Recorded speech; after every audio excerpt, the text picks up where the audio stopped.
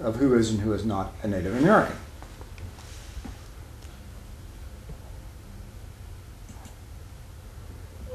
Now the second definition is this one here. Oops. Is the genetically or ancestrally Native American. The genetic or ancestral Native American is someone who, for one reason or another, their ancestors, possibly for fear of reprisal. Also, there are many tribes that are not currently federally recognized, but are state recognized or are seeking federal recognition and are not allowed that for political reasons, who cannot get federal recognition as an American Indian. So they are genetically or ancestrally certainly Native American, and usually this is acquired by some anecdotal means that they're through anecdotal or family stories, or that they are Native American. Usually, sometimes it's a little bit more questionable than the federally recognized American Indian, but certainly we take everybody at their word, and if they say they're genetically American Indian from such and such a tribe, then we sort of regard that as being correct. For example, my maternal grandmother is a George. She's a George from Holmes County, Mississippi. So I'm genetically half Native American, and she was of the Yuchi George family, and they were. So I'm 1/4 Yuchi, but not registered as such, and I'm 1/4 Choctaw, registered and acknowledged as such. But I'm genetically half Native American, but 1/4 blood quantum federally recognized American Indian. I know it gets kind of convoluted and confusing, and that's the way perhaps the governments have meant it to be. But these genetically recognized American Indians who are not, or Native Americans who are not recognized as federally recognized American Indians, still have this blood aspect that they're sort of plugged into the morphogenetic grid with, but perhaps are not acknowledged as such by any nation state. Now the third definition is someone who is ethnically Native American. They might or they might not be a federally recognized American Indian. They might or might not be even a genetic Native American.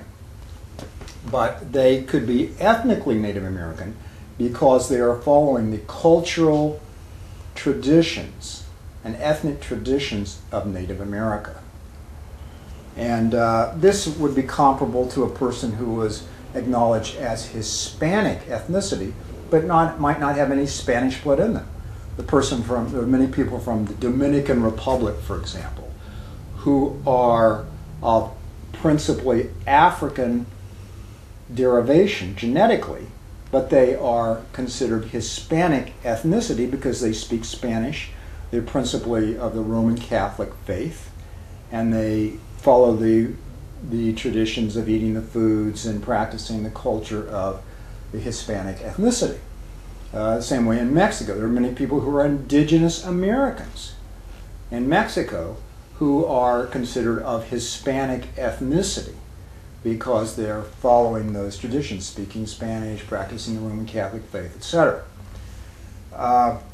In the same regard, we feel that we are human beings. We have the right of our own ethnicity, our own cultural traditions, and a person who follows those traditions, we feel should be acknowledged in the same way as Native American ethnicity. An example of a person who was of a Native American ethnicity was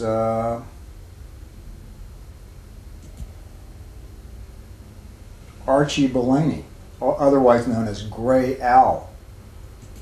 And, oops, sorry. No, I've really screwed the thing up here. Can you close it up a little bit? There we go. Sorry. Yeah. Hit the wrong button. Good. I apologize. Gray Al was a person of, genetically, he was full-blooded English. He was from England. And he migrated to Canada in the early 1900s.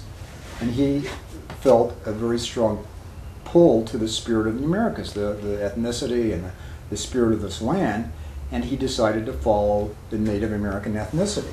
He was essentially perceived as Native American for most of his life. He followed the Ho-Chunk or Ojibwe ways, Native American ways. And he gave lectures all over the world, and most people perceived him as Native American. Later it was brought out that he was genetically of English descent, but ethnically he was Native American. Another example of a person who was ethnically Native American is Iron Eyes Cody. This picture was taken by my emotion, my clan father, by the way, who was a friend of Iron Eyes Cody's, pictured here with his agent. He was a famous Native American actor, Iron Eyes Cody, back in the 60s, 70s, and 80s. Some of you might remember him that are older from that. He was one of the first ones that did a commercial targeting the problems with the decimation of the ecosystem. And he had this, took this canoe ride up this river and saw how polluted and decimated it was, and it caused a tear to roll down his eye. It was a very famous commercial back in the 70s and 80s. And he was of Native American ethnicity, perceived as Native American, probably knew more about Native American culture than any person that was even, as much at least, as any person that's genetically Native American. But he was not genetically Native American. His parentage derived from Italy, from Sicily, Sicilian Italian.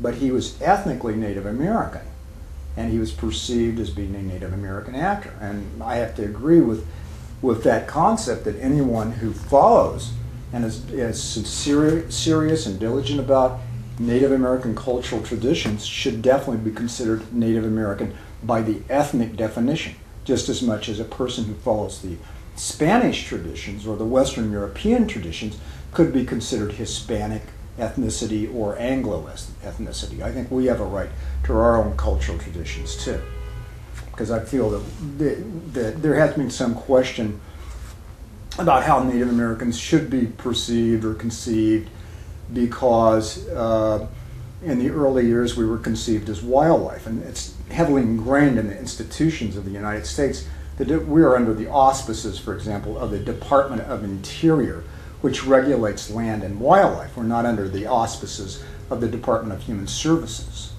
Also, the Declaration of Independence in the Constitution also segments Indigenous Americans, or as it's called in the Declaration of Independence, Indian savages, apart from the human group that the Declaration was supposed to be applied to. So it's heavily ingrained in the institutions of the United States government to kind of consider us wildlife and apart from the definition of humanity. I beg to differ with that. I feel that we deserve human rights and we are definitely human.